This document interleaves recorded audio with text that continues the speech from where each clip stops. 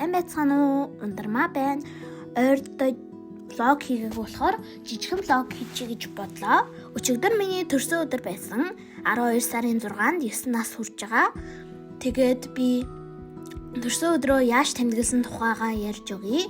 Өчигдөр бол манай аав дүү хоёр эмнэлэгт байсан учраас би уйдгартай байх гэж бодсон. Тэгээд ээжтэйгээ, баг дүүтэйгээ, бас бэлчгаагчтай, бас сондортой төрсөн өдрөө тэмдэглэсэн. Тэгээ би төрсөн өдрийн билууг Wendy-гээс бас латте, бас малгайтай авчирсан. Тэгээ өөрийнхөө хамгийн гоёлын даашин зэгмсөд лагаа үлээгээд дараа нь болохоор бэлчгаагч сондор хоёр ирсэн. Тэгээд бэлгээ авсан.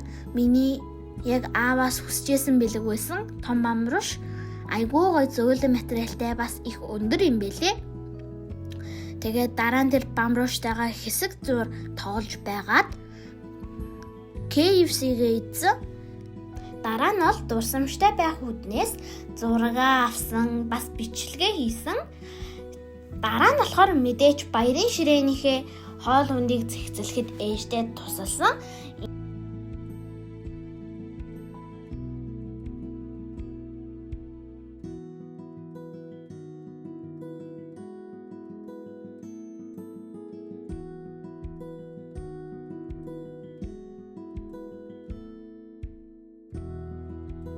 Ингээд миний төрсөн өдөр маань дуусж байгаа. Энэ бичлэгийг үзсэнд баярлалаа. Баяртай.